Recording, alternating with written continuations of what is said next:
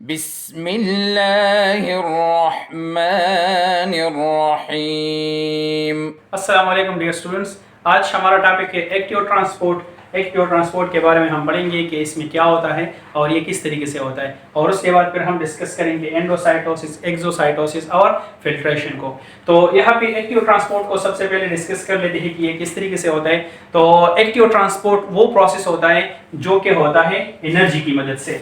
Energy की मदद से होता है। इससे पहले जो मैंने पैसिव ट्रांसपोर्ट के बारे में बताया था, जो कि डिफ्यूजन और प्रेसिपिटेटेड डिफ्यूजन उसके टाइप्स है, तो वहाँ पे किसी भी किस्म की एनर्जी की ज़रूरत नहीं होती, वहाँ पे किसी भी किस्म एनर्जी की वो इस्तेमाल नहीं होती। लेकिन यहाँ पे एक्टिव ट्रांसपोर्ट में एनर्जी इस्तेमाल हो जाता है। और ये एनर्जी क्या होता है? ये एनर्जी एटीपी है जो कि सेल के अंदर बनते हैं और फिर सेल उसको इस्तेमाल कर लेते हैं अपनी एक्टिविटीज़ के लिए।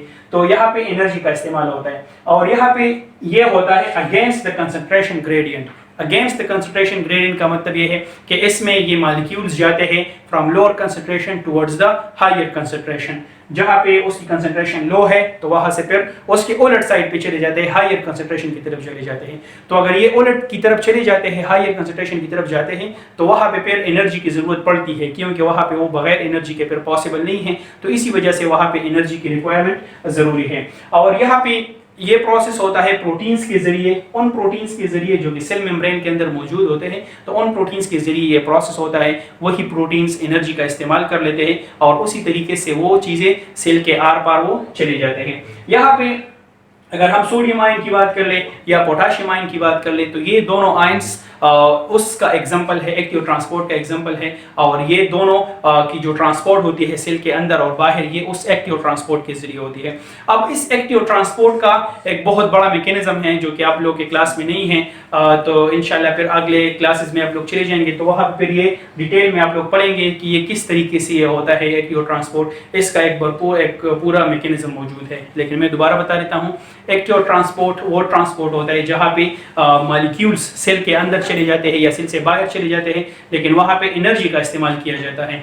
और ये होता है against the concentration gradient. Against concentration gradient का मतलब ये है कि लोअर कंसंट्रेशन से हायर कंसंट्रेशन की तरफ हो जाता है।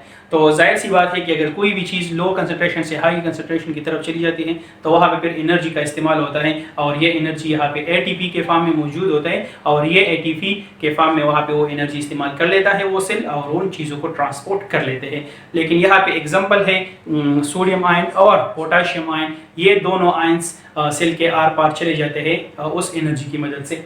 यहाँ पे अगला जो मौजूद है, अगला टाइप, वो है एंडोसाइटोसिस। एंडोसाइटोसिस क्या होता है? एंडो का मतलब है अंदर की साइड पे, कि मतलब एंड साइड से वो जब चीज़ें आ जाती है सेल के अंदर, जब चीज़ें आ जाती है तो इसको हम कहते हैं एंडोसाइटोसिस। और एक्सोसाइटोसिस का मतलब ये है कि सेल से बाहर अगर चीज़ें चली जाती है तो उसको एक्सोसाइटोसिस, लेकिन अगर सेल के अंदर कोई भी मॉलिक्यूल्स या कोई सब्सटेंस आ जाते हैं तो उसको हम कहते हैं एंडोसाइटोसिस। एंडोसाइटोसिस का प्रोसेस किस तरीके से होता है? लेट्स सपोज यहाँ पे एक सेल मैंने बनाया है, सेल के इर्द गिर्द यहाँ पे कुछ सब्सटेंस मौजूद है जो आप लोग को दिख रहे हैं। सेल के बाहर एनवायरनमेंट है, ये सेल का अंदर एनवायरनमेंट है। तो क्या होगा कि सेल मेम्ब्रेन, यहाँ पे ये सेल मेम्ब्रेन है ना, ये अंदर की तरफ फोल्ड होगा, ये अंदर की तरफ इस तरीके से फोल्ड हो जाएगा और यहाँ पे एक कैविटी क्रिएट हो जाएगी।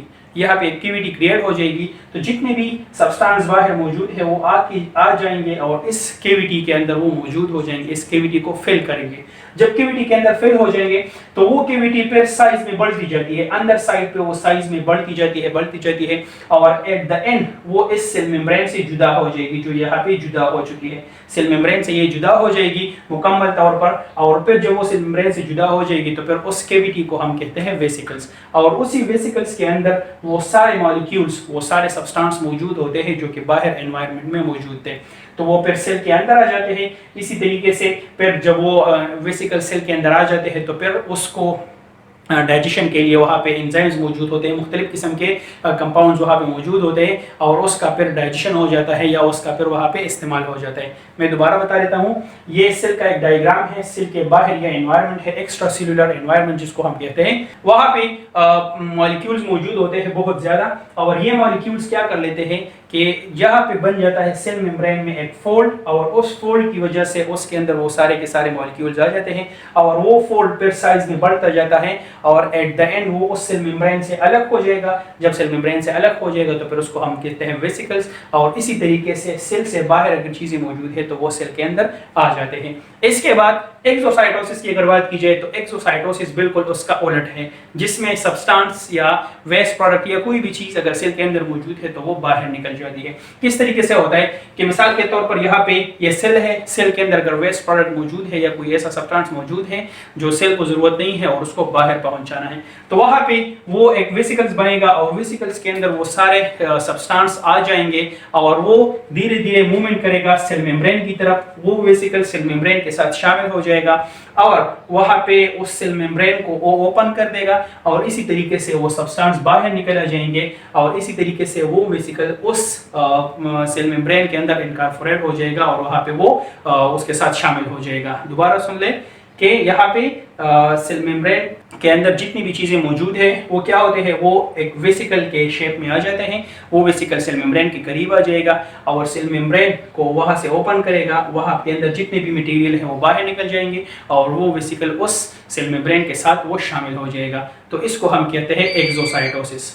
इसके बाद अगर हम बात करें फिल्ट्रेशन की, तो फिल्ट्रेशन एक ऐसा प्रोसेस है जिसमें हमारे ब्लड के अंदर जितने भी वेस्ट प्रोडक्ट होते हैं वो बाहर निकल जाते हैं और ये फिल्ट्रेशन ज़्यादातर होते हैं किडनीज के अंदर, वहाँ पे होते हैं, वहाँ पे खून की जो सफाई का प्रोसेस है वहाँ पे शुरू हो जाते हैं। तो ये किस तरीके से होता है, ये होता है ब्लड प्रेशर की वजह से। जब हमारा दिल खून को पंप कर लेता है बहुत ज़्यादा प्रेशर की वजह से, तो जब वो इन कैपिलरी से जब वो खून गुजरता है, जब इन कैपिलरी से वो खून गुजरता है तो इसमें से खून चला जाता है, साथ में वो मटीरियल्स भी मौजूद होते हैं। लेकिन अगर उसमें कोई वेस्ट प्रोडक्ट मौजूद है, अगर उसमें कोई वेस्ट प्रोडक्ट मौजूद है तो वो इसी सेल मेम्ब्रेन के जरिए, यहाँ पे जो मेम्ब्रेन है कैपिलरी का, ये इस मेम्ब्रेन के जरिए वो फिर बाहर निकल आ जाते हैं वहाँ से। इंपॉर्टेंट चीज़ अगर उस ब्लड के अंदर है, लेट्स सपोज ब्लड सेल्स और दूसरे किस्म के प्रोटीन्स वगैरह, तो वो उसी के अंदर रहते हैं, वो बाहर नहीं निकलते। लेकिन उसके मुकाबले में अगर हम वेस्ट प्रोडक्ट की बात कर ले तो वो वहाँ से उस मेम्ब्रेन के जरिए एक साइड पे और दूसरी साइड पे वहाँ से निकल जाते हैं और इसी तरीके से वो ब्लड साफ हो जाता है।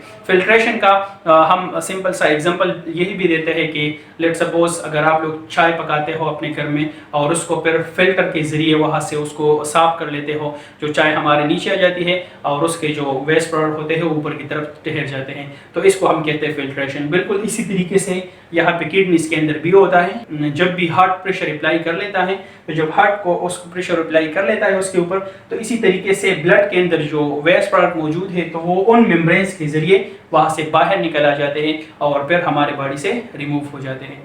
तो आज के लिए इतना ही, इंशाल्लाह फिर अगले लेक्चर में मुलाकात होगी। तब तक के लिए अल्लाह हाफिज़। अल्लाहुम्मा अंफ़अना बिमा अल्लमतना वअल्लिमना मा यंफ़अुना वज़िदना इल्मा।